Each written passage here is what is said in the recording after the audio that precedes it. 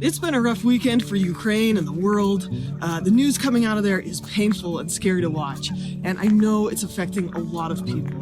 Over the weekend, one of my friends posted about how the news was making her anxious and discouraged and overwhelmed, and I know that's the experience for so many of you kind, sensitive people.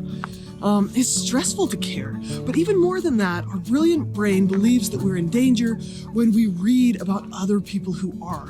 So in this video, we're going to talk about how your brain has a reptilian reaction to the news and how this can mess up your life.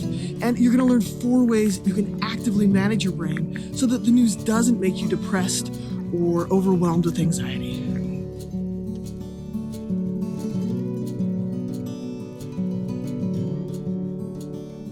Okay, so the first thing to understand is how news organizations take advantage of your brain.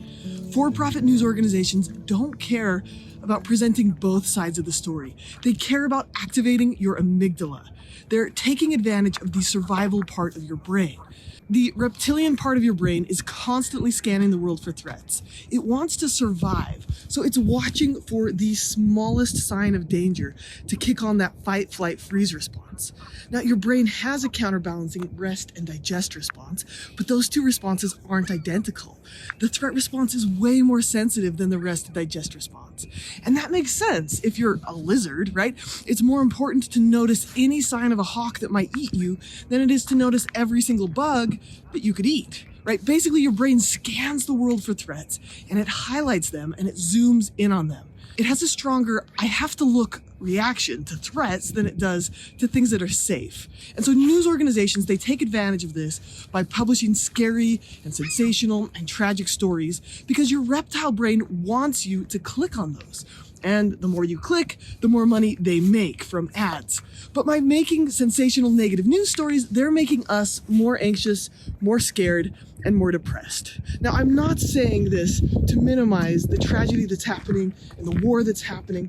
I'm saying this so that you're an informed consumer and you can make choices about how to use your brain as you read the news. So, if you aren't intentional, you'll let news organizations take advantage of your ancient brain by allowing them to constantly trigger your danger response, which is going to make you more anxious and actually less prepared to take intelligent or helpful action to be safe.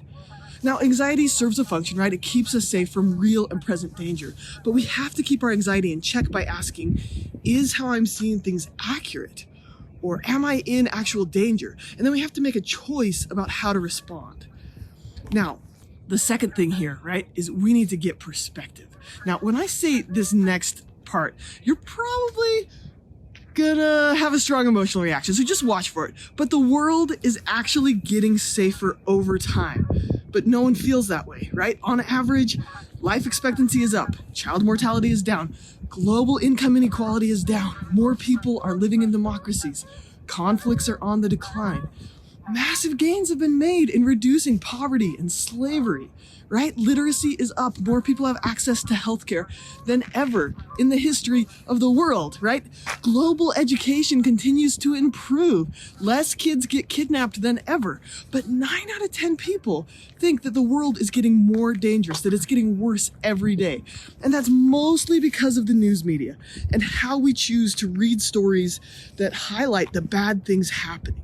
So when's the last time you read a story titled, "Hey, there's less war on average lately," or "Less kids are dying these days from polio," or "No one got kidnapped in our state this month," right? These stories don't get published because they don't get clicked on as much, because they don't trigger that urgency in our brain the same way stories about tragedies do.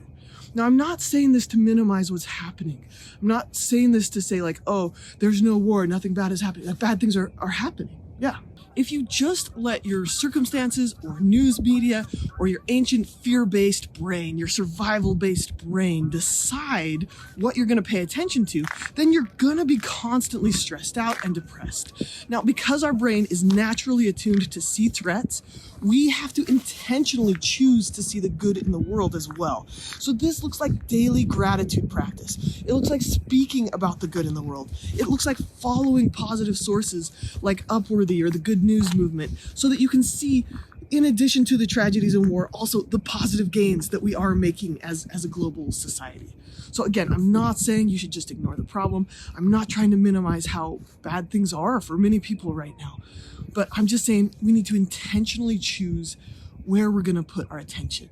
And you can choose to run your brain instead of letting fear run you. And the way you do that is by choosing where you put your attention. So I want you to ask yourself this question, right? If I were to plan out my day minute by minute, how much time would I choose to spend consuming the news? Now, this answer may be different for an international diplomat, a political science professor, a NASA engineer, or a car mechanic, right? A politician may intentionally choose to read the news 10 hours a day. But I think for most people, if we were intentional about it, we might choose a smaller percentage of our day to give our attention to the news. So be intentional, right? I strongly recommend that you don't start your day laying in bed reading or watching the news. This is like asking to prime your day for anxiety, right? Plan in a time and a place where you'll get informed each day, like maybe at lunch or in the afternoon. And then also choose an educational, not a sensational source of news. So I strongly recommend against cable news, and I would recommend a source like the AP, NPR, or the BBC. Okay, next, don't let social media determine when and how long you watch the news, right? We used to have to go out and buy a newspaper and sit down and open it up and read it if we wanted to know the news.